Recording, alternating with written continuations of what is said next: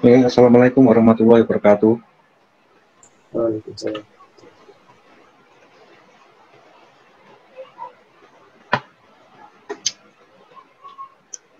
Selamat datang pada perkuliahan kali ini.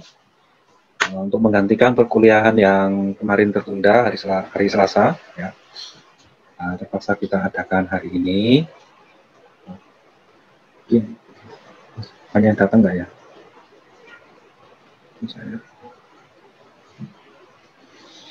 Oke, kita akan memasuki bab back propagation, ya, yaitu suatu cara atau suatu metode algoritma pembelajaran jaringan syaraf tiruan menggunakan penurunan gradien. Nah,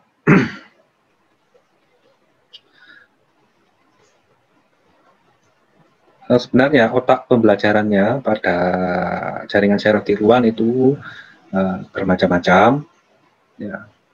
Namun akhir-akhir ini yang populer adalah back propagation ini atau propagasi balik, yang dianya mempropagasi dari error untuk kembali ke depan dalam rangka mengupdate bobot-bobot yang ada, sehingga nanti bobot-bobotnya tersebut mendukung keputusan berdasarkan hasil pelatihan.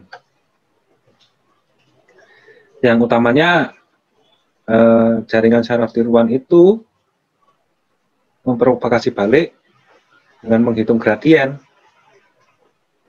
berdasarkan jaraknya ke label, ya, atau error sehubungan dengan bobot-bobot yang ada dalam jaringan syaraf tiruan.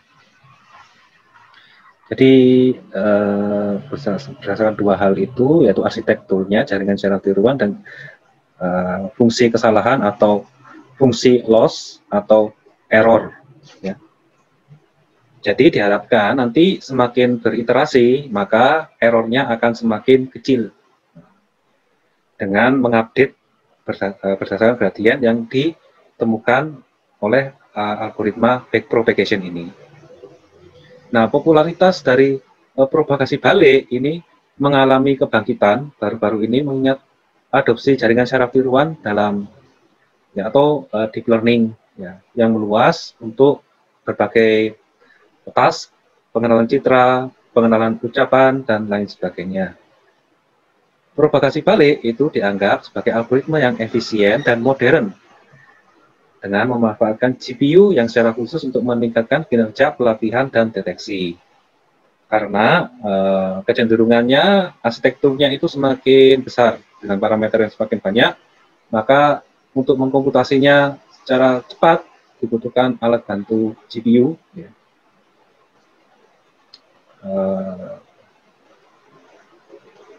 Yang kalau kita menggunakan CPU mungkin akan sangat lama, ya. Jadi pada intinya tujuan dari propagasi balik itu back propagation itu mencari solusi yang global minimum atau yang dia itu adalah solusi yang paling optimal, ya, di antara semua solusi yang mungkin untuk dicapai, ya. Nah, apakah benar mencapai global minimum? Ya, sedapat mungkin global minimum, ya, yang paling bagus. Kalau seperti contohnya ini, kadang kita memperoleh konvergen, nilai konvergen ketika pelatihan itu dianggap sudah selesai, gitu ya, dianggap konvergen dengan fungsi loss yang mungkin mendekati 0. Tapi ingat, mungkin itu bukan global minimum, tapi lokal minimum yang itu pada dasarnya terjebak pada satu titik yang memang rendah, tapi di sini, ya. Tapi ketika kita validasi, biasanya dengan dataset validasi, akurasinya jauh dari training, ya, dan itu kemungkinan belum mencapai global minimum, tapi stuck di lokal minimum ini. Nah, beberapa teknik-teknik yang sudah berkembang untuk membantu back propagation ini mencari global minimum telah diteliti, akan tapi memang belum ada yang metode yang benar-benar top gitu ya untuk benar-benar mencapai global minimum, karena kita tidak tahu apakah benar itu global minimum. Beberapa cara diantaranya adalah menambah data, terus kemudian menggunakan teknik regularisasi dan lain sebagainya. Itu merupakan cara-cara yang atau augmentasi data itu merupakan cara-cara yang digunakan untuk dalam rangka mencari global minimum. Jadi kalau kita bisa gambarkan, ya, kalau kita bisa gambarkan backpropagasi itu mencari gradien yang nanti diupdate ke jaringan secara biruan, yang prosesnya itu seperti kita apabila dari puncak gunung ingin turun, ya, ingin turun ke dasar yang paling dasar, itu di mana? Akan tetapi kondisinya pada saat itu gelap gulita, kabut tebal, sehingga kita tidak dapat melihat secara pasti medan yang ada di sekitar kita. Nah, cara yang bisa kita pakai adalah mungkin kita mencoba satu-satu turunan itu, mana yang paling curam, nah itu yang kita ambil, seterusnya seperti itu sampai kita merasa itu ada di dasar. Akan tetapi kemungkinan ketika kita merasa di dasar, mungkin itu bukan yang paling dasar, ada dasar yang lain, maka pelatihan itu dilanjutkan. Bisa saja kita berhenti terus merubah arah atau orientasinya kemana, terus mencari lagi dasar yang turunan yang curam. Begitu seterusnya, iterasi itu berjalan atau perilaku itu dilakukan berulang sampai kita rasa sudah sampai di dasar. Begitu. Jadi kalau misalkan kita men-set, misalkan iterasi 400 gitu ya, epoch misalkan 20, ya selama 20 epoch tersebut nanti backpropagasi itu akan melakukan pencarian gradien dan juga akan dilakukan update beberapa kali ya, sampai mendekati label itu tadi atau ground truth. Nah, langkah optimasi yang dilakukan itu adalah pertama kita melakukan forward propagation atau propagasi maju sampai mendapatkan nilai error. Terus kemudian setelah error didapatkan, kita melakukan propagasi balik untuk mendapatkan gradien dari neuron-neuron yang ada di jaringan saraf biruan itu ya, bisa nanti adalah dari aktivasinya atau dari bobotnya. Terus kemudian lakukan update bobot-bobot berdasarkan gradien-gradien yang telah didapatkan. Seperti itu.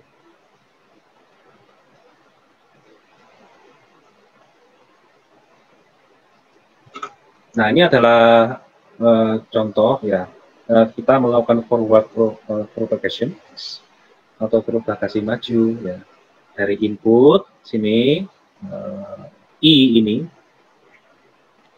terus kemudian yang di tengahnya adalah operasinya dengan bobot, pada hidden unit pertama, hidden unit kedua, terus kemudian ke output unit. Nah, ini yang kita sudah tahu melakukan propagasi maju sehingga mendapatkan nilai-nilai dari outputnya ini. Nah, outputnya ini nanti yang akan dibandingkan dengan label atau ground truth ya, yang nanti akan menghasilkan error, error atau E. Nah, ini kemudian pada propagasi balik ya, sebaliknya melakukan backward itu dari E,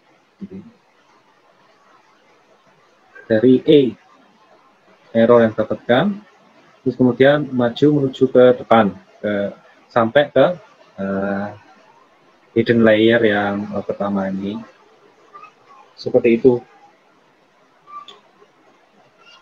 Yang nanti mungkin kita harus hati-hati ya, pelan-pelan untuk menghitungnya bagaimana gradien-gradien itu didapatkan, karena arsitektur jaringan saraf biruan ini bercabang-cabang, terutama apabila layernya itu lebih dari satu. Ya. Nah, layarnya itu lebih besar. Ini yang seperti yang diperkenalkan oleh Joshua Bengio. Ya, backward propagation itu sudah lebih awal ya diperkenalkan. Itu sudah banyak beberapa yang menggunakan, tapi memang popularitasnya itu sekarang lebih tinggi ya semenjak adanya deep learning gitu.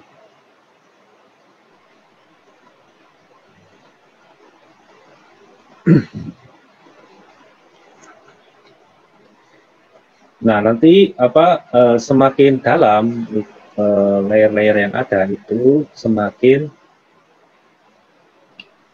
dia itu mengcapture pola yang sulit. Dalam hal ini ada suatu operasi non-linear atau aktivasi-aktivasi itu ya, aktivasi non-linear.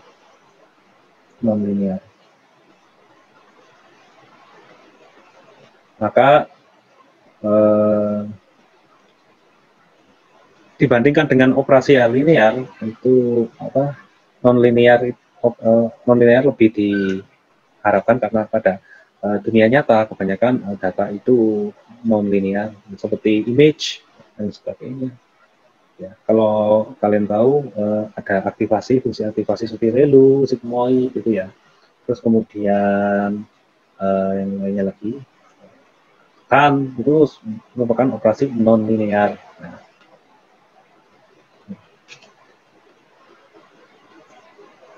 Nah, karena kita ini menggunakan arsitektur yang deep atau deep learning ya, maka berlaku aturan rantai, yaitu update-nya itu berdasarkan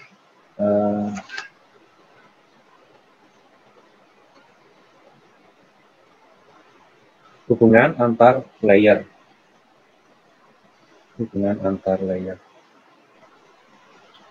Nah, ini misalkan seperti ini ya.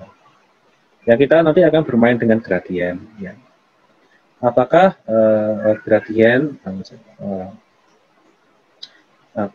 apakah turunan ya error terhadap W2. Misalkan W2-nya itu mana ini ya, W2. Berarti turunannya itu nanti pertama adalah error terhadap A2. A2 itu adalah output dari operasi yang ada di sini. Jadi dia itu output dari yang di sini, ini A2. Ini katakanlah input, ini adalah output ya. Maka kita bisa memetakan ya rantai gradien ya. Turunan E terhadap W2 itu turunan E terhadap A2 dikalikan turunan A2 terhadap Z2 dikalikan turunan Z2 terhadap W2 sehingga kita bisa mendapatkan updatean untuk W2-nya ini. Seperti ini adalah update.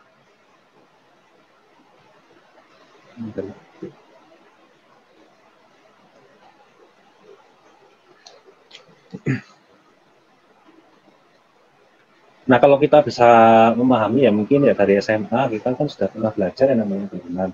Misalkan ada fungsi Y sama dengan AX plus B gitu kan ya. Maka DY per DX sama dengan A. Oke. DY per DA sama dengan X. Oke. Kalau dalam perihal ini kita bisa menggambarkan bahwa persamaan ini adalah persamaan garis lurus ya. Pangkat 1. Jadi A ini menunjukkan apa? Menunjukkan tingkat perubahan. Kalau misalkan X-nya itu adalah 0, terus kemudian 1, kemudian 2, maka loncatan-loncatan perubahan ini adalah diwakili oleh A atau gradasi atau perubahan nilai input X itu seperti apa gitu ya. Dan misalkan kalau sebuah gradien x, y, gitu kan ya. Nah, ini tingkat kemiringannya ini yang apa namanya? A ini yang dinamakan dengan gradiennya. Ada juga tingkat kemiringan perubahannya di sini. Jadi, pada intinya adalah ya ini tingkat A yang curam ini arahnya yang kita pilih yang mana gitu. Gradien. Nah, contohnya adalah seperti itu. Tentunya teman-teman sudah mendapatkan tentang turunan itu di SMA, ya kita bisa tinggal mengaplikasikannya. Ini saja mungkin ada beberapa turunan-turunan spesial yang jarang kita temukan, seperti turunannya sigmoid atau turunannya softmax, itu nanti kita bahas. Nah, yang seperti ini, membacanya itu biasanya dari sini, ke kanan ke kiri. Jadi Z2 terhadap B2 dikalikan turunan A2 terhadap C2 dikalikan dengan turunan E terhadap A2 gitu. Yang nanti kalau ini kita sudah dapatkan, nanti kita diupdate ya. Jadi turunan E terhadap B2 ini nanti diupdate di sini ya. Dan simbol ini biasanya adalah learning rate. Learning rate ya katakanlah bisa 0,01 atau 0,05, 0,5 atau berapapun ya, biasanya angka di antara 0 sampai 1. Yang mana kalau learning rate semakin tinggi itu akan semakin curam dia mengambil ya, mungkin yang tidak menemui titik optimal nanti. Biasanya learning rate itu normalnya adalah 0,001 seperti itu. Jadi turunnya itu pelan-pelan, gitu ya. Nah seperti itu. Jadi itu tadi untuk mengupdate. Ya. Nah ini perbedaan forward propagation dan backward propagation, back propagation, propagasi balik ya. Ini adalah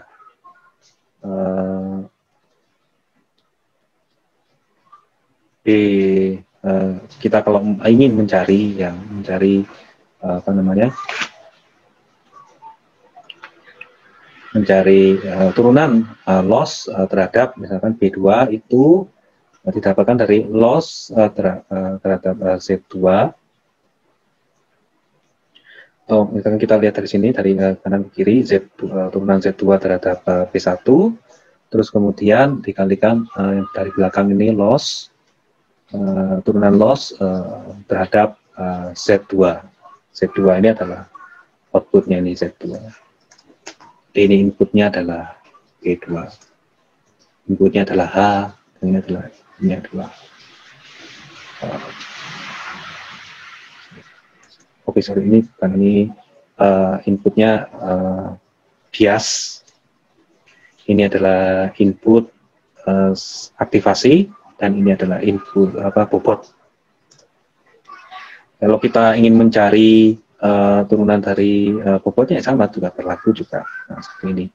Jadi turunan dari Z2 terhadap W2 dan turunan L terhadap Z2 ini. Jadi nanti kalau misalkan ada bobot ya, bobotnya itu juga perlu diupdate ya. Ada biasnya itu juga perlu diupdate seperti itu. Jadi nanti kita dalam perjalanan itu nanti akan menemukan turunan loss terhadap input, turunan loss terhadap output, turunan loss terhadap bobot atau turunan loss terhadap bias. Nah, seperti itu. Dan itu harus, kalau misalkan arsitekturnya itu dalam, deep, harus kita jabarkan secara berantai. Itulah yang ditemukan aturan rantai ya, dinamakan dengan aturan rantai itu tadi. Nah ini misalkan kita ada problem one layer problem ya. Nah ini adalah bobot ya, bobot pada layer 1 yang satu layer, ini kita hanya satu Apa ini hidden layernya ini? Hidden layernya 1. Oh, ini 1 layer problem ya, 1 layer. Oke. Nah, ini bobot dan input masuk ke dalam net, ya. Outputnya adalah Z dengan ditambahkan dengan bias. Oleh karenanya kita bisa formulasikan Z adalah sigma. Misalkan ada berapa di sini, ini gambarnya mungkin hanya ada X saja, tapi mungkin karena dikasih subscript I itu bisa X1, X2, X3, X4 untuk dia menuju ke netnya ini. Jadi W1 kalikan X, XI, WI kalikan XI ditambah B. Terus kemudian menuju ke fungsi aktivasi, ini adalah fungsi aktivasi, ya apapun itu ya. Jadi yang nanti menghasilkan output, tadi bisa dikatakan O adalah activation, Z. Terus kemudian adalah loss ya. Loss di sini biasanya adalah ya kita dibandingkan dengan label, ini adalah label ya. Ini paling sederhana ya. Jadi kan kalau kemarin kita ada cross entropy dan macam-macam itu kan sudah lebih advance nih ya, atau mean squared error gitu ya. Mungkin ya bisa kita gambarkan T minus O gitu. Yang loss-nya itu nanti itu adalah error. Nah, seperti itu. Nah, kemudian ada juga ya two layer problem. Berarti di sini ada 2 hidden layer ya. Di sini hidden, sorry, sini hidden layer. Sini juga hidden layer 2.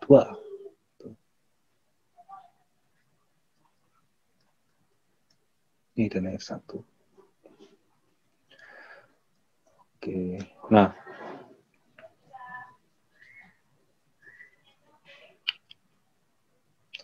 bagaimanakah backward atau backpropagasi dengan menggunakan two layer problem ini?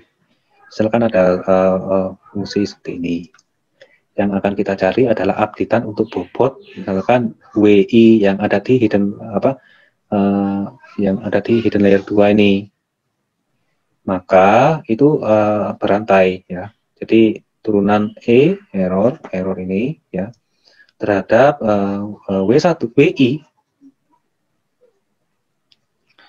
WI ya mungkin WI ini kurang nih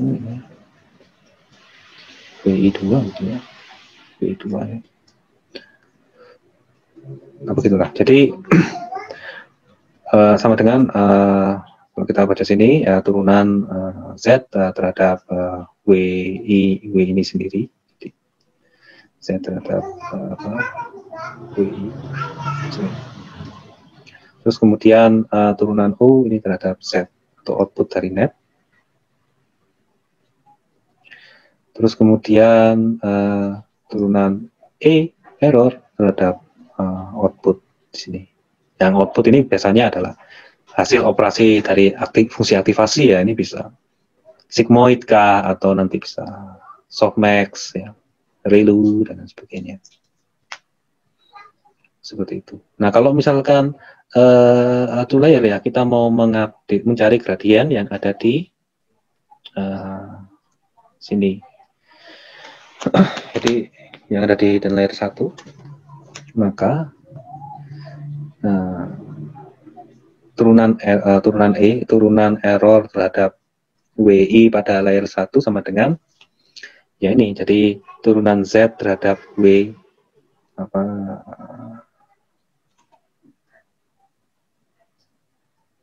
WI ini ya, salah terhadap WI ya, terus kemudian dikalikan dengan turunan A terhadap Z ini, terus kemudian dikalikan turunan Z2 terhadap A2, terus kemudian dikalikan dengan turunan U terhadap Z layer kedua, dikalikan error terhadap output. Jadi serangkaian ini semua. Ingat bahwa ketika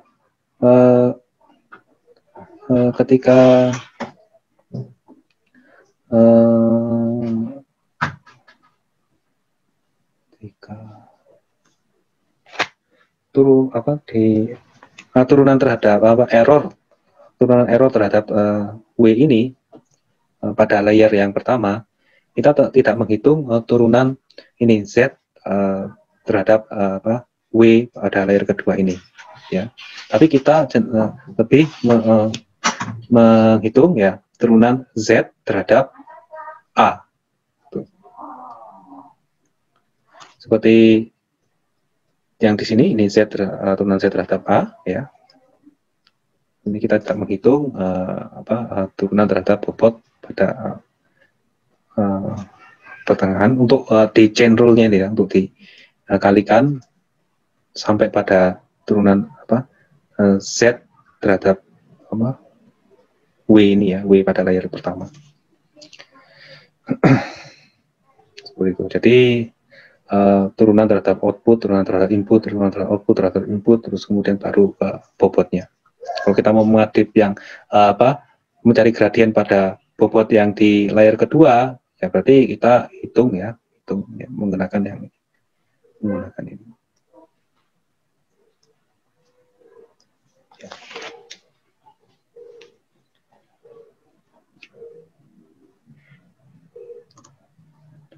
Oke, sekarang coba kita menghitung ya. Tapi perlu diingat-ingat ya, turunan-turunan yang tidak biasa itu misalkan dari fungsi aktivasi ReLU ya. ReLU, bagaimanakah turunan fungsi aktivasi ReLU ya? Yaitu fungsi aktivasi ReLU apabila X itu nanti nilainya lebih besar dari 0, maka turunan dari fungsi aktivasi ReLU terhadap X itu adalah 1. Yang lainnya apabila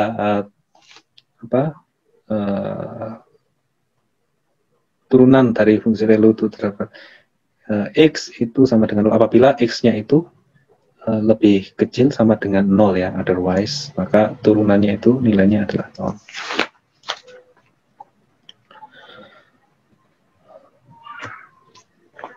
Yang lainnya lagi adalah sigmoid. Jadi ketika kita nanti menjumpai fungsi sigmoid, bagaimana turunannya? Nah, kita bisa lihat di sini, ini adalah formulasi sigmoid, di mana nanti sigmoid turunan terhadap X, gitu kan ya. Katakanlah seperti ini, jadi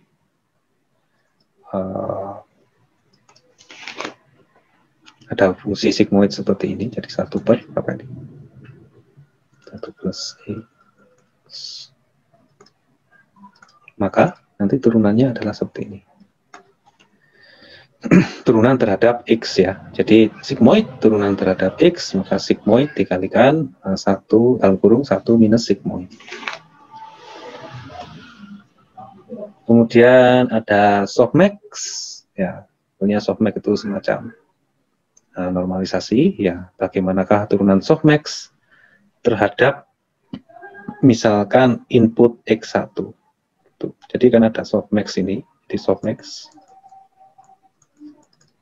itu E pangkat X1 per E pangkat X1 plus E pangkat X2 plus E pangkat X3. Turunan dari softmax ini terhadap X pangkat X1 adalah ini, jadi E X1 dikalikan X2 plus X3 per semuanya X1 plus X2 plus X3 pangkat 2. Jadi yang dicari itu ditaruh di sini depan.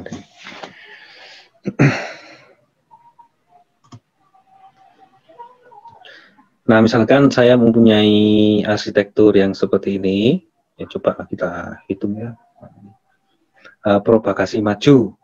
Nah, mungkin teman-teman bisa menghitung sendiri propagasi majunya, nilainya berapa. Yang jelas setelah saya hitung segini, jadi nilai dari O satunya itu keluarannya 0,75136507, keluaran dari O 2-nya itu adalah 0,77292845.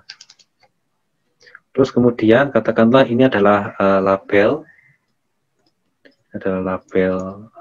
O1, ini adalah label O2. Nah, seperti itu. Jadi pada setiap neuron pada hidden layer terdapat fungsi aktivasi sigmoid atau logistik. Nah, biasanya fungsi aktivasi sigmoid itu ya bisa dibilang logistik juga.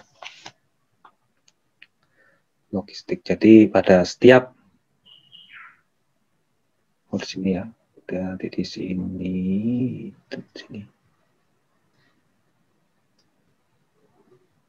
Ada operasi. Dan juga di sini ya, di output langsung di layer itu juga ada nih sigmoid ya, ada sigmoidnya. Ini ada sigmoid, yang biru-biru ini adalah sigmoid. Oke.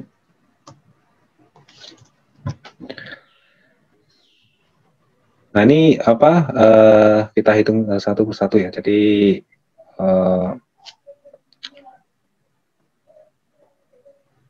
dimulai dari dasar ya, dimulai dari dasar. Dimulai dasar itu pertama kita mencari errornya. Jadi fungsi errornya seperti bagaimana? Itu. Fungsi errornya seperti bagaimana? Nah, fungsi error ini bisa macam-macam ya, atau fungsi loss itu bisa macam-macam. Ada cross entropy dan lain-lain. Mungkin kalian bisa pelajari sendiri bagaimana macam-macam error fungsi loss itu. Ya. Yang jelas pertama yang kita cari di sini itu adalah oke, kita mau mengupdate katakanlah bobot W5 ini. Ya, kita lihat di sini arsitekturnya W5 ini ya. W5 itu tadinya nilainya adalah 0,4. Oke. Jadi apabila kita gelar rantai tersebut. Jadi kalau bila gelar rantai tersebut adalah seperti ini. Jadi turunan E total terhadap W5 itu sama dengan E total turunan E total terhadap output 1. Jadi E total ini adalah E01 plus E02. Ini lebih ke output ya, output 1 ke output 2. Jadi E total itu error total dari semua error yang ada, error turunan error terhadap out 01 dikalikan dengan oke, misalnya kita bisa mulai dari sini juga. Jadi net 01 atau input ya, input pada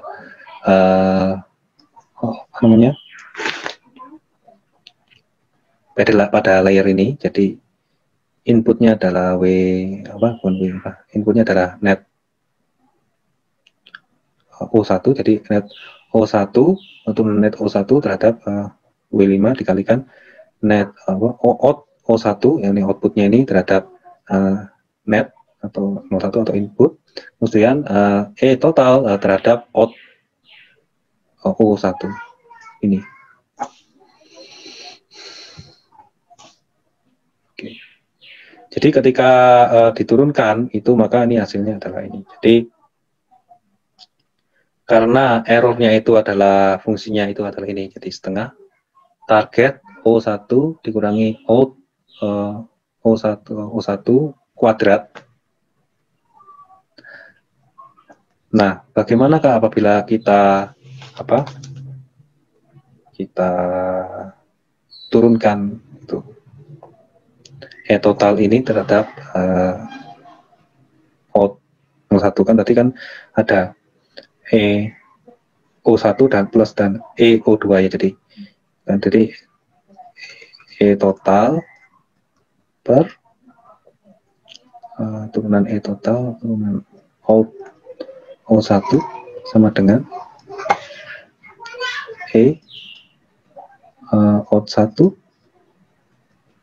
turunan ya terhadap apa namanya tadi out nomor 1 ditambah turunan EO2 terhadap out nomor 1.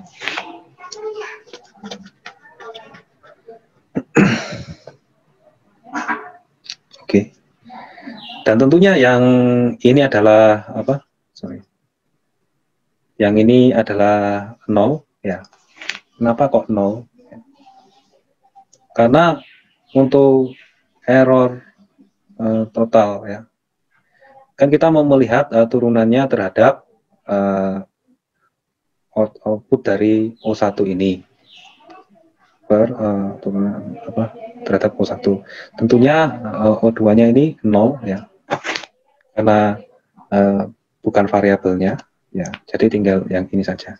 Maka kalau kita turunkan maka hasilnya adalah seperti ini. Kalau kita masukkan nilainya itu tadi, maka ini targetnya tadi adalah 0,01 minus outnya itu tadi setelah dihitung. Jadi ini targetnya 0,01 terus kemudian output dari O1 ini tadi 0,7513657, maka ini ketika dikalkulasi hasilnya adalah 0,7413657.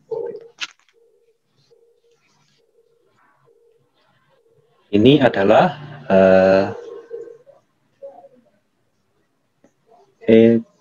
total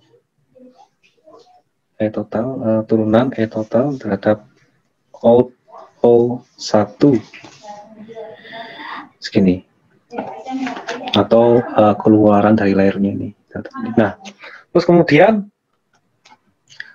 turunan ya out O1 terhadap input net O1. Maka di sini saya ada out turunan out O1 terhadap net O1.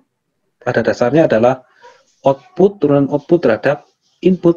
Nah, di antara output dan input pada layer yang di sini itu ada apa? Ternyata ada tadi fungsi sigmoid.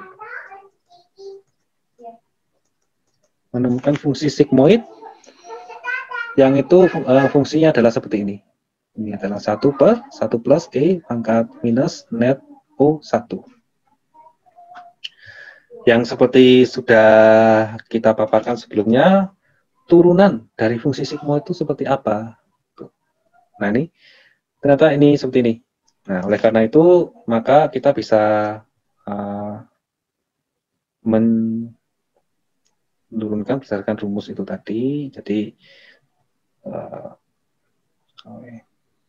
sama dengan adalah out O1 kalikan dalam kurung 1 min out O1.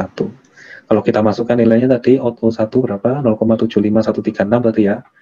Dikalikan 1 minus 0,75136 dan dapatkan segini hasilnya. Ini pada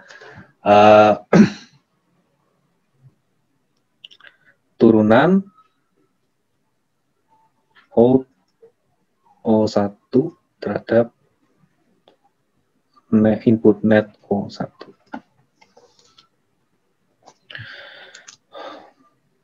Oke. Nah, selanjutnya adalah kita menghitung apa? Turunan dari net, input net O1 terhadap bobot net O1 terhadap katakanlah W5. Seperti itu. Net O1 terhadap W5. Oke. Jadi ketika net O1 itu diturunkan terhadap W5, maka hasilnya adalah output H1 ini sendiri. Ya, tentu teman-teman bisa mencari ya. Jadi output H1 ini sendiri. Yang output dari H1 ini sekira ini 0,5932. Jadi 0,5932. Jadi ketika ini kan sudah dihitung ya, dihitung apa propagasi ada dalam operasi perseptron sini ya sigma I1 kalikan W1 ditambah I2 kalikan W2, terus kemudian dia outputting keluar ya, bukan keluaran terus dilakukan operasi sigmoid terhadap hasil dari perhitungannya itu sebelumnya, maka keluarannya di sini adalah out H1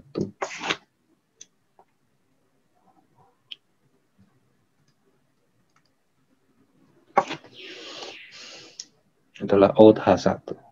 Jadi ketika saya hitung tadi 0,5 ya, sekitar 0,5952 atau 0,5932 dan seterusnya. Nah, kita sudah menghitung pericil-pericilannya, maka total dari keseluruhannya, jadi turunan E total terhadap turunan terhadap W5 itu bisa kita jabarkan berdasarkan aturan rantai mulai dari yang depan yang turunan net O1 terhadap W5 dikalikan turunan O1 terhadap net O1 dikalikan turunan E total tadi terhadap O1. Maka hasilnya adalah sedemikian. Jadi ini adalah gradien yang akan diupdate pada W5. Sedemikian. Nah, misalkan saya men-set hyperparameter learning that sebesar 0,5, maka ya udah dimasukkan tadi awalnya W5-nya 0,4 ya. 0,4 dikurangi 0,5 dikalikan gradien yang kita temukan tadi, maka pada iterasi pertama W5 itu akan diupdate menjadi 0,3589 sekian. Dari yang awalnya adalah 0,4. Segitu seterusnya, maka kita akan mendapatkan untuk yang bobot W6, W7, dan W8 dengan cara yang sama. Jadi W5 kita sudah dapatkan, W6, W7, W8 itu kita juga bisa dapatkan hal yang serupa. Masing-masing ya. Jadi selanjutnya, kalau itu apa? Jadi bisa kita hitung ini dari turunan E total terhadap W6 turunan E total terhadap W7 turunan E total terhadap W8. Nah, ini kalau ini kita istilahnya jelentrengkan dengan chain rule tadi kan bisa ada berapa gitu kan ya. Mulai dari yang paling belakang E total terhadap O1 ya. Oke, dan seterusnya. Oke.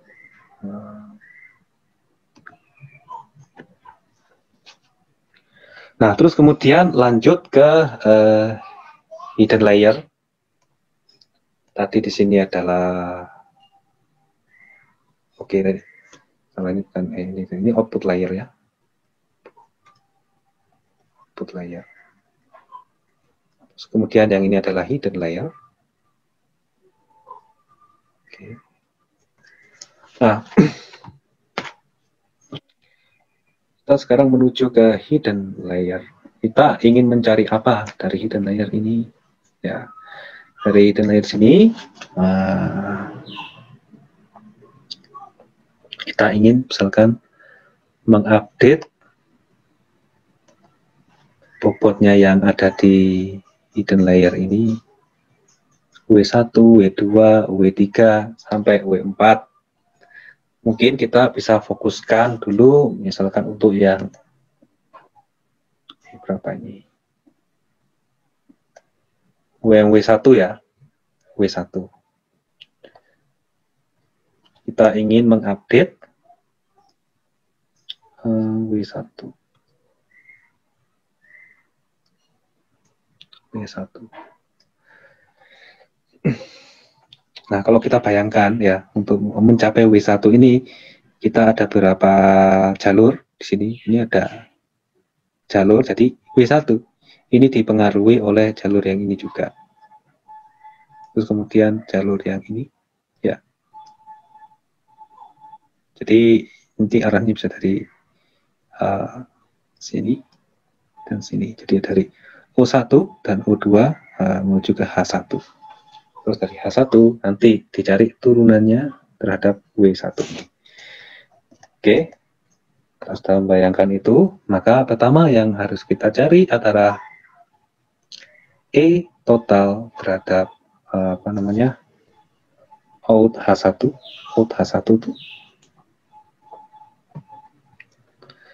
E total terhadap out H1 adalah E total terhadap out H1 ini yang kecil-kecil ya, kayak yang tadi satu persatu itu nanti kita cari sendiri-sendiri. Turunan E total terhadap out H1 sama dengan turunan EO1 terhadap out H1 plus turunan EO2 terhadap out H1.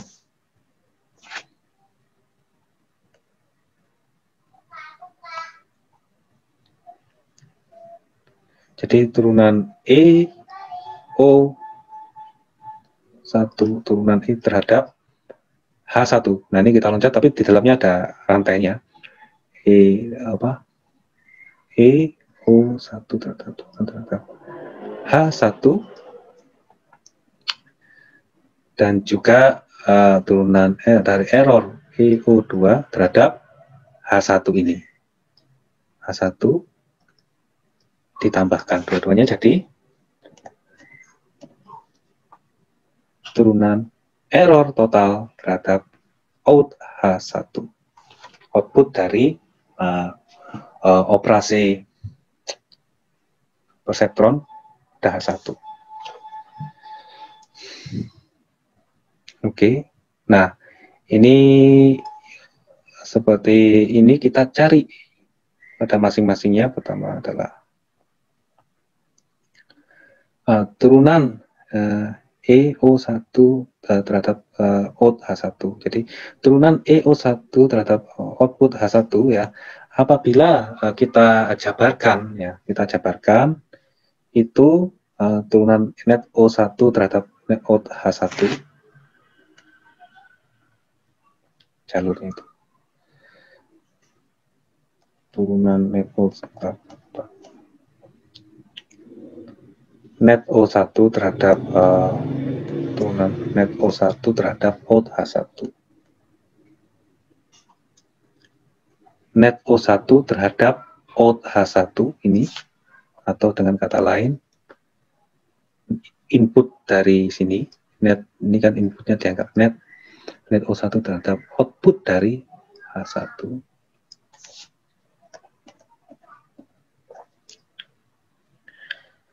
dikalikan error O1 turunan error O1 terhadap net O1 net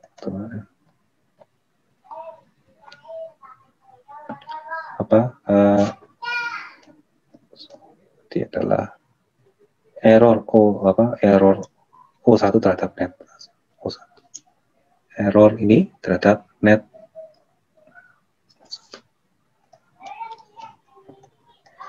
Nah, ini dikalikan, maka seperti perhitungan yang telah kita temukan sebelumnya untuk masing-masing ini, turunan terhadap masing-masing ini, kita langsung masukkan saja. Jadi, turunan error O1 terhadap net O1 itu adalah sekian, 0,313849 sekian. Oke. Tidak lupa juga kita mencari turunan dari net O1 terhadap out H1. Nah, turunan dari net O1 terhadap out H1, nah itu bisa kita jabarkan dulu ya. Net O1 itu operasinya seperti apa? Net O1 atau input ke apa namanya? Yang O1 ini adalah W5 dikalikan out H1, output dari H1 ditambah W6 dikalikan output dari H2 ditambah B2 ya, atau bias ya. Ini adalah forward propagation. Nah, kalau misalkan fungsi ini diturunkan terhadap out H1, maka yang dianggap variabelnya out H1. Yang lain itu berarti kita bisa abaikan atau 0 ya. Jadi ketika ini diturunkan maka tinggal W5, maka turunan net O1 terhadap turunan out H1 sama dengan W5 itu sendiri sama dengan 0,4. Sama dengan 0,4. Nah, ini.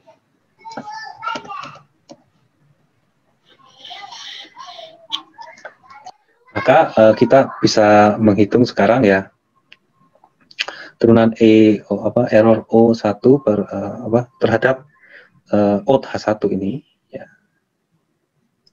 Masing-masing adalah turunan net O1 terhadap out H1 tadi 0,4 dikalikan error O1 terhadap net O1 0,138, maka ditemukan 0,0553 sekian. Nah, jangan lupa bahwa ini itu masih bagian dari turunan E total terhadap out H1, yaitu masih yang ini. Kita perlu menghitung yang ini juga. Itu yang dari jalur turunan error O2 terhadap out H1. Nah, ini jalur yang di sini itu kita juga harus menghitung. Tadi kan jalur yang atas ini yang sudah kita temukan ya.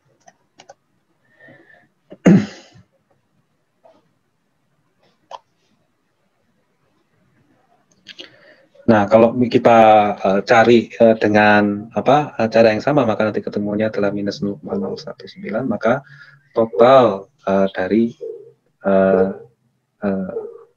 ini ya, jadi dari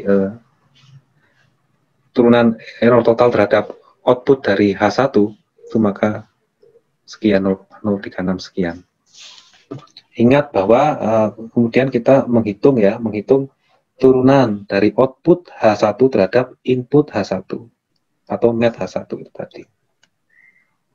Nah, kita sudah dapatkan ini ya, terus kemudian kita output terhadap inputnya. Nah,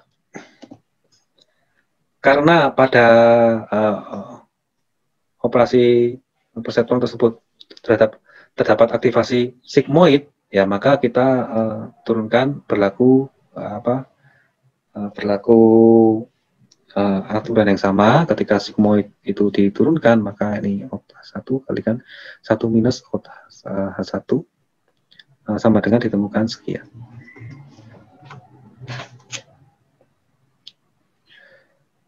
Nah, terus kemudian operasi apa yang terjadi pada net H1 ini? Jadi net H1.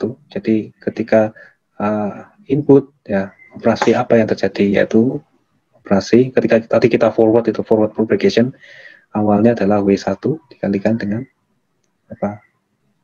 dikalikan dengan I1 ya, I1 ditambah W2 dikalikan dengan I2. Tadi kan kita sudah mencari turunannya untuk yang kan ini kan ada sigmoidnya gini, tapi kan kita sudah mencari turunannya, kan kita cari turunan yang ini. Oke. Nah, ini seperti ini. Jadi saya lupa tambah bias ya, bias 1. Maka ketika net atau input tadi net H1 diturunkan terhadap W1, maka yang tersisa adalah I1, maka sesuai dengan inputan I1, maka 0,05. Ini adalah inputan 0,0. Oke. Seperti ini. Maka kita sudah mendapatkan percilan-percilannya. Antaranya adalah ini, ya.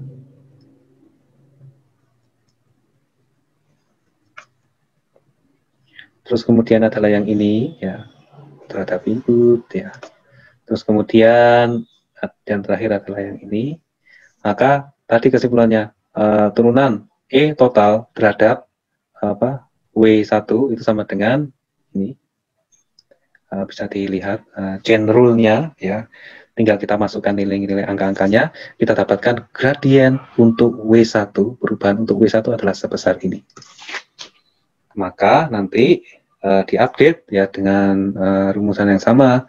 Jadi tadi nilainya adalah bobot awalnya adalah 0,15 dikurangi learning rate, misalkan saya pakai 0,5 dikalikan nilai yang ditemukan tadi, maka W1 sekarang pada iterasi pertama itu diupdate menjadi 0,497 sekian.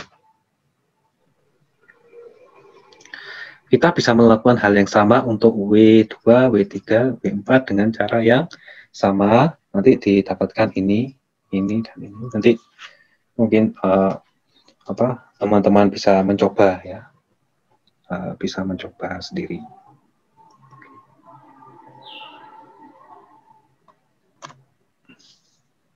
Nah, contoh kasus yang lain.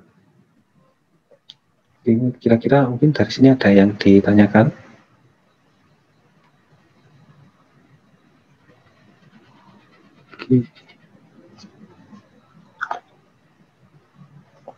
Oke. Saya mau nanya. Ya. Untuk apa namanya? Tadi update bobotnya itu semua sampai misalkan ada 4 bobot keseluruhan itu satu epoch, update sampai 4 terus epoch lagi update lagi gitu, Mbak. Oh, guys. Kalau epoch itu adalah sekumpulan iterasi. Jadi mungkin lebih tepatnya iterasi ya, Mas ya. Iterasi. Ya, iterasi. Nah, setiap iterasi akan diupdate seperti itu. Jadi setiap iterasi data itu diambil secara random, ya. Ini contoh apabila kita menggunakan satu batch, mini batch alias satu data diinputkan.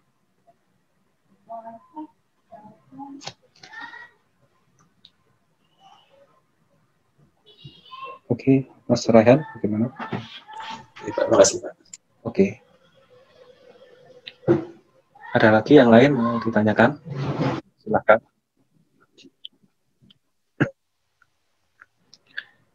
Oke.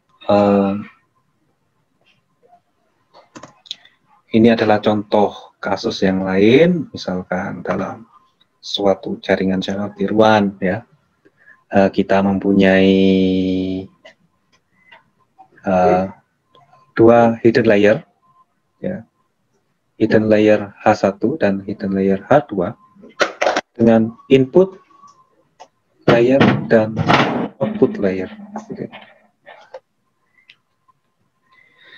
Nah, pada hidden layer 1, H1, hidden layer 1 itu ada aktivasi ReLU, terus kemudian hidden layer 2 ada aktivasi sigmoid, pada layer output terdapat softmax. Seperti softmax. Nah, nanti ya mungkin PR, mungkin tugasnya untuk teman-teman ini ya, menghitung ini, ya saya beritahu partnya. Katakanlah mempunyai input 0,1, 0,2, dan 0,7. Ya, dalam artian ini adalah inputnya 0,1, 0,2 dan ini 0,7. Terus kemudian bobot awalnya adalah seperti ini.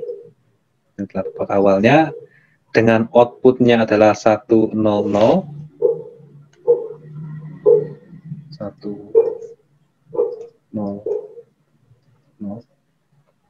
Ini adalah labelnya, label dari output yang akan kita tuju. Jadi nanti backpropagation itu akan mengupdate bobot-bobot yang ada di dalam jaringan sel tiruan itu untuk menuju ke situ. Tuh. Ya, kita mungkin bisa bayangkan ini cross entropy dengan one hot encoding, di mana kita mempunyai 3 kelas di sini. Nah, misalkan untuk input yang ini tadi dengan 0,1, 0,2, dan 0,3, maka outputnya itu seharusnya mengarah ke kelas pertama. Seperti itu. Pinginnya kombinasi bobot yang ada di dalamnya itu nanti menuju ke situ. Jadi, memberikan probabilitas yang lebih tinggi ke kelas yang pertama. Oke, nah, seperti itu. Terus kemudian untuk WI, WJ, WK ini ya ini pada hidden layer pertama, WI, WJ hidden layer kedua, terus WK pada output layer. Ya. Seperti biasa kita melakukan propagasi maju dulu, yaitu adalah operasi matriks pada hidden layer yang pertama. Jadi kalau misalkan ya kita kalikan ya ini kan ini berapa nih, 1 kali 3 dimensinya, yang bobot-bobotnya itu pada layer yang hidden layer yang pertama itu 3 kali 3, maka nanti outputnya jelas adalah 1 kali 3, maka ditambah bias yang 1 kali 3, hasilnya adalah 1 kali 3, pas. Jadi kalau nanti mau mengecek perkalian matriks, lihat kombinasi dari dimensinya apakah pas atau tidak, ini biasanya saling berhadapan, ini nilainya harus sama. Oke, jadi tadi ini sama saja untuk ini pada dasarnya menerjemahkan operasi perseptron pada masing-masing unit neuron pada satu hidden layer tersebut. Pada dasarnya dia mengoperasikan ini ke sini, ini ke sini, dan ini ke sini ditambahkan seperti itu.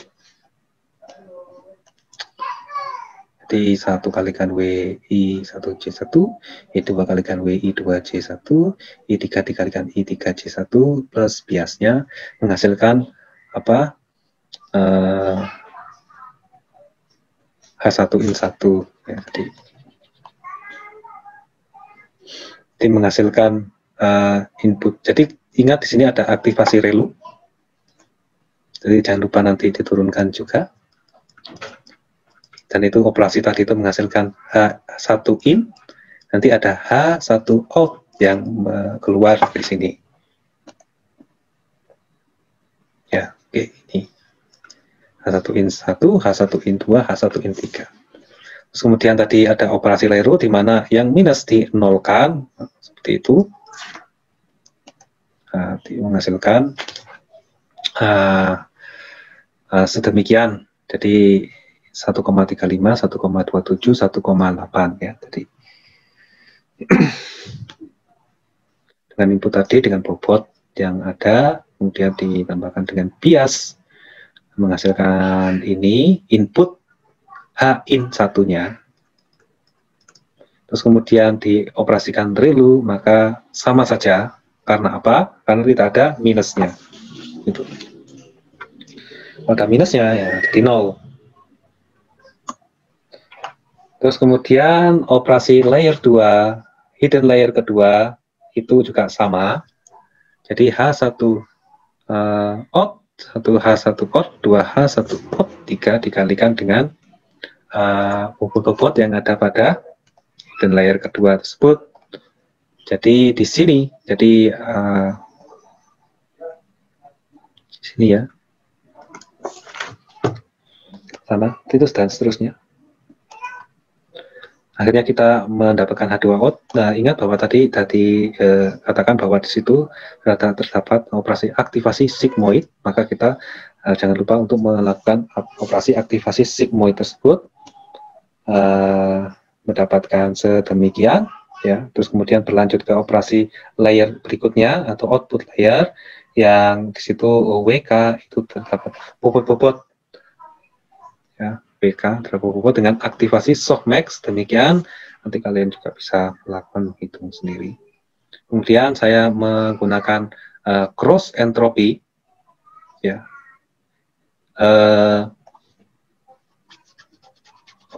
Ini khususnya bisa dinamakan binary cross entropy. Entropi yang biasa itu tidak memakai yang belakang ini, jadi yang depan ini saja. Sebenarnya yang depan ini cukup, saya pikir pakai depan yang ini saja cukup. Saya di sini mencoba binary cross entropy, yang pada dasarnya dia adalah one hot encoding. One hot encoding. Jadi kalau misalkan melakukan klasifikasi, ya, saya mempunyai 5 kelas, gitu. Maka di sini ada 1, 2, 3, 4, 5 dengan label misalkan 2, 3, 4, 5. Kita ingin membandingkan antara output dari neural network dengan label.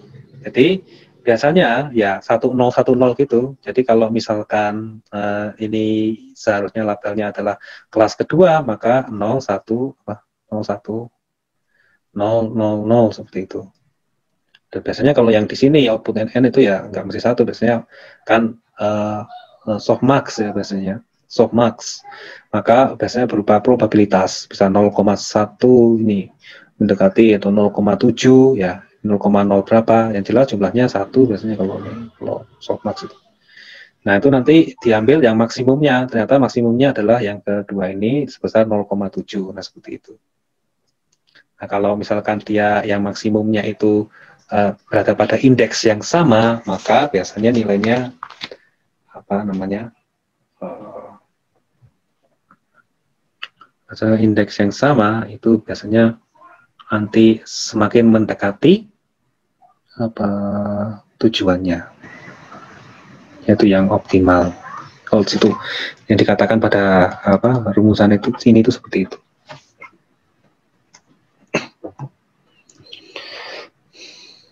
Nah, kalau misalkan masih apa namanya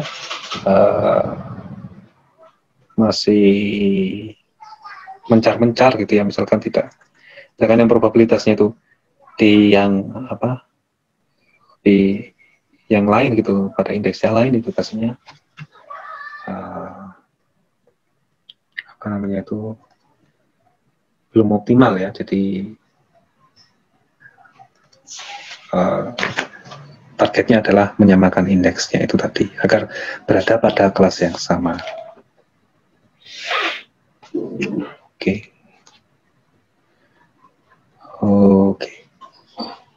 Nah ini kita menggunakan itu. Nah maka untuk propagasi balik ya, maka yang dilakukan ya kita mulai dari turunan error terhadap output, error 1 terhadap output ya. Nah bagaimana kalau tadi cross entropy ini atau error ini diturunkan ya kita tinggal ikut aturan saja ya. Bagaimana kalau log itu diturunkan gitu ya, kalau log diturunkan ya, misalkan log out 1 dalam kurung ya, itu turunkan jadi 1 per O out 1, jadi 1 per, jadi log X jadi 1 per X, turunannya adalah seperti itu terhadap out 1 itu ya.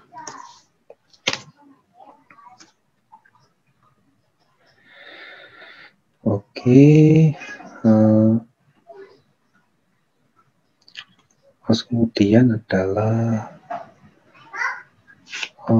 nanti masing-masing ya, masing-masing itu dilakukan ya, jadi turunan error 1 terhadap O out 1, turunan error 2 terhadap O out 2, dan turunan error 3 terhadap O out 3 gitu ya. Itu dilakukan ya karena ini masing-masing terhubung ya, jadi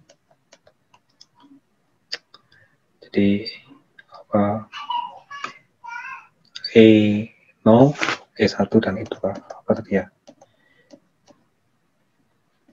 E1, E2, dan E3, nggak berangkat dari 0 ya. Jadi seperti itu nanti masing-masing dilakukan terhadap output dari output layer atau O1, O2, dan turunan error 3 terhadap O3. Oke.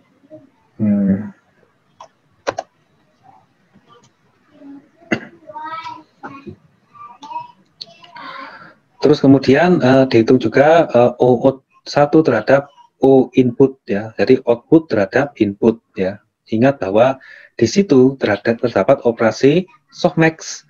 Maka kita perlu turunkan softmax itu berdasarkan rumusannya itu sudah dijabarkan di atas ya.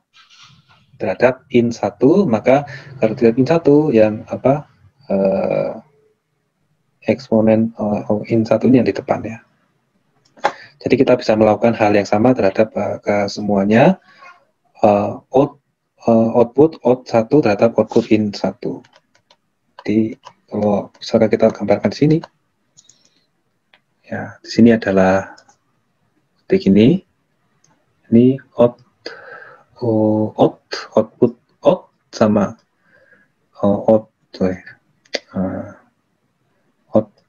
dan ini input in ya. Jadi bisa out in atau bisa o in atau o out gitu.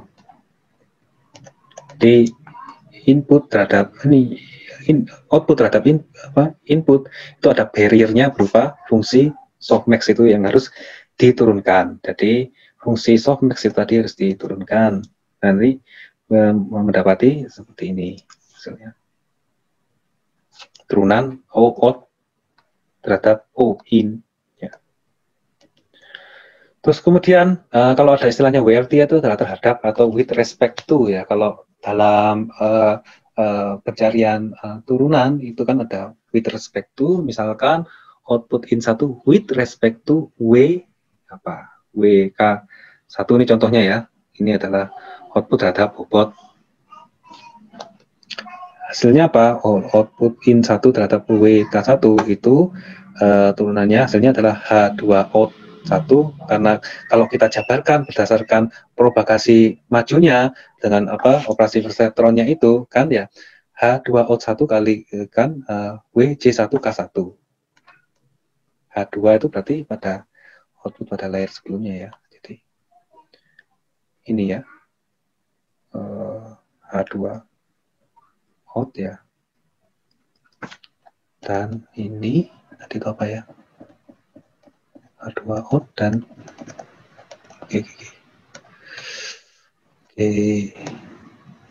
WK1 L1 L1.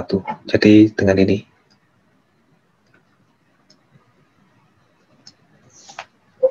Dan ini juga kalikan dengan ini. Dan ini juga. Yang ini ditambahkan ya.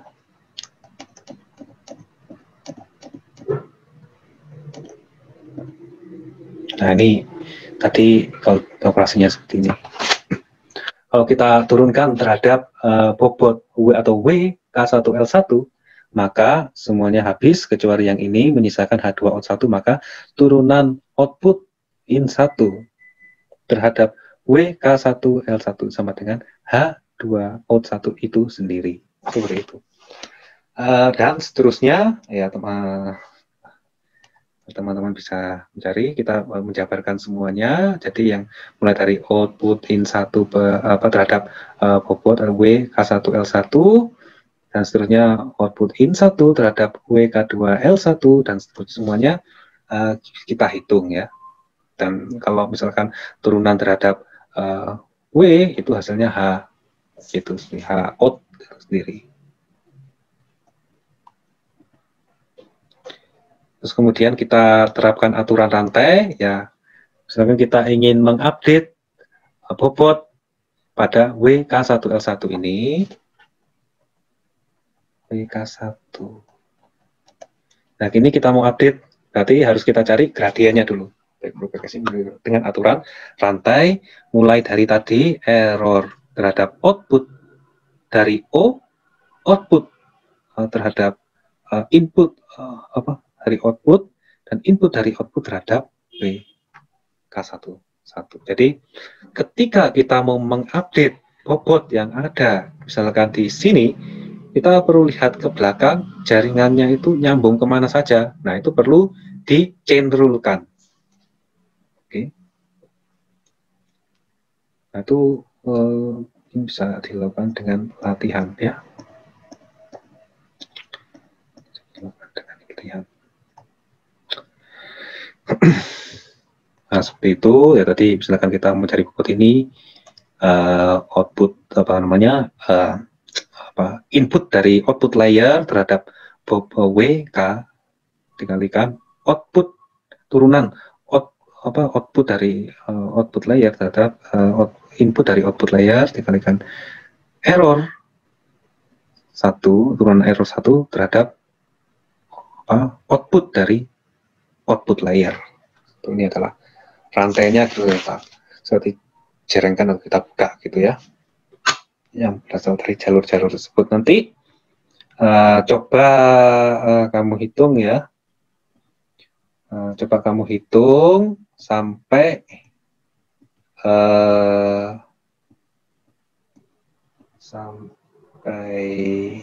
final week, sampai WI-nya itu diupdate. Jadi WI-nya itu yang mana? WI-nya itu adalah yang WI-nya itu pada hidden layer ke pertama ya, yang depan ini. Nanti hasilnya berapa gitu setelah diupdate. Ini semua masing-masing diupdate. Ini juga nanti diupdate, ini diupdate. Selesai. Oke.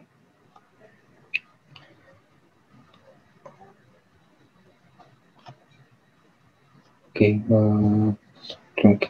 itu ini sudah ada step-stepnya, tinggal dibanyakin latihan ya, dibanyakin latihan.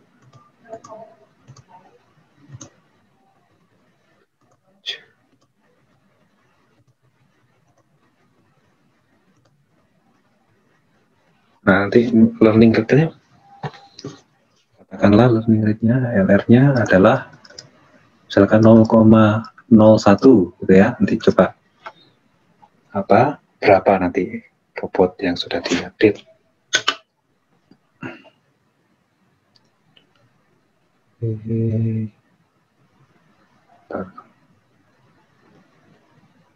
Sebentar.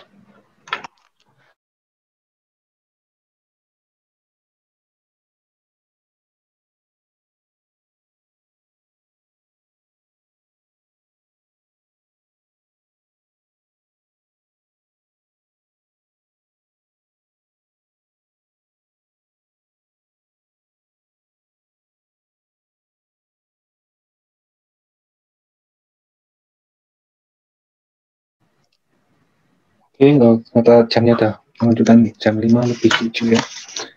Jadi mungkin nanti kalau jamnya menunjukkan 5:07, mungkin nanti pertemuan ke depan ya kita lanjutkan dengan konvolusi ya, bagaimana kita mengbackprop arsitektur yang berbasiskan konvolusi dengan filter-filter ya. Oke, mungkin ini tugasnya ini saja ya. Jadi nanti saya share slide-nya. Mungkin ada yang ditanyakan dari sini, silahkan.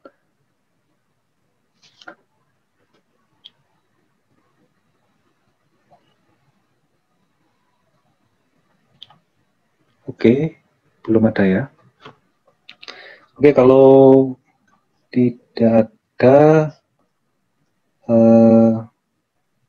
yang hadir berapa ini ya? Yang hadir itu 21 orang. Yang lainnya kemana ya? Ada kelas ya yang lainnya. Kemarin yang tulis di Google Classroom itu cuma 2 orang.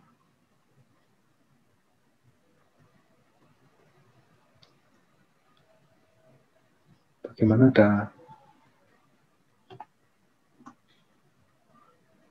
Ini besok. Oke, bagaimana? Silakan. Ada yang tanyakan? Oke, tidak ada yang. Oke, udah, silakan Mas.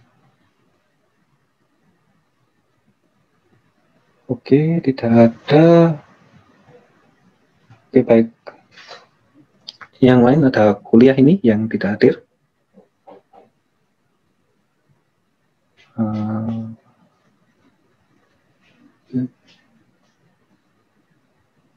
Oke.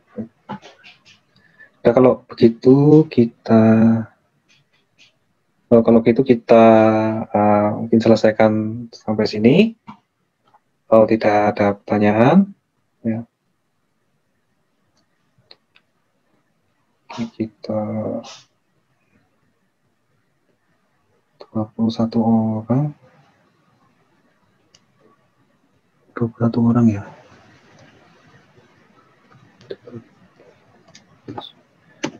Sayangnya. Siap dulu saya.